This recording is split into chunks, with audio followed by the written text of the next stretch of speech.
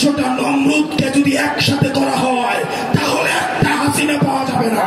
আমাদের অস্থিতিশীল করার চেষ্টা করেন। হাসিনা মূলত হচ্ছে মোদির বেতনভুক্ত কর্মচারী। আমরা দেশের হিস্সা এই জনগণের কাছে তুলে দিতে চাই।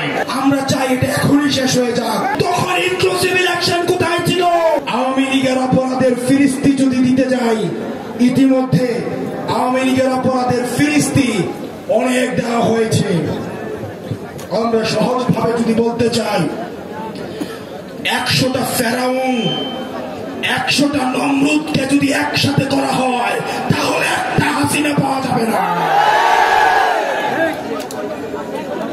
আমরা স্পষ্ট ভাষায় বলতে চাই, এদেশের রাজনীতিবিদ যারা রয়েছেন, ফেসিবাদ বিরোধী রাজনীতিবিদ যারা রয়েছেন, আপনাদের প্রতি আমাদের সম্মান রয়েছে, শ্রদ্ধা রয়েছে।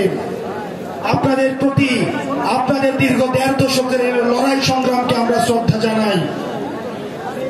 একই সাথে সাথে এই জিনিসটি আপনাদের কাছে আহ্বান জানাই, এই আওয়ামী লীগের চ্যাপ্টারটা 5 অগাস্টই ক্লোজ হয়ে গেছে, এটাকে রিওপেন করার চেষ্টা করেন না। আমাদেরকে বলা হয় বিদেশ থেকে নাকি ইনক্লুসিভ ইলেকশনের এক ধরনের প্রেশার রয়েছে। 2014 সালে যখন বিএনপি নির্বাচনে আসে নাই, তখন ইনক্লুসিভ ইলেকশন কোথায় ছিল? 24 সালে ইনক্লুসিভ ইলেকশন কোথায় ছিল?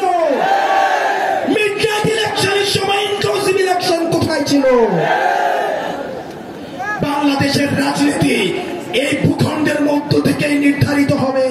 বিদেশের প্রেসক্রিপশনে বাংলাদেশের রাজনীতি নির্ধারিত হবে না।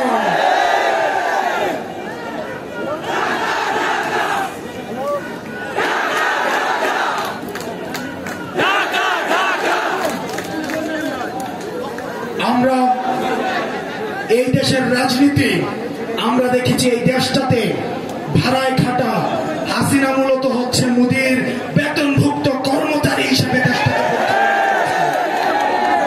আমরা দেশের হিস্সা এই জনগণের কাছে তুলে দিতে চাই। সুতরাং এই বারবার আওয়ামী লীগের প্রশ্নটাকে যারা টেনে নিয়ে আসে, 5 অগাস্ট যে বিষয়টি সিদ্ধান্ত হয়ে গিয়েছে, এই বিষয়টিকে বারবার টেনে নিয়ে আসে যারা আমাদের অস্থিতিশীল করার চেষ্টা করেন, আমরা অন্তর্বর্তীকালীন সরকারকে বলতে চাই, এই প্রজন্মের যে কনফ্লিক্ট আমরা চাই এটা এখনই শেষ হয়ে যাক।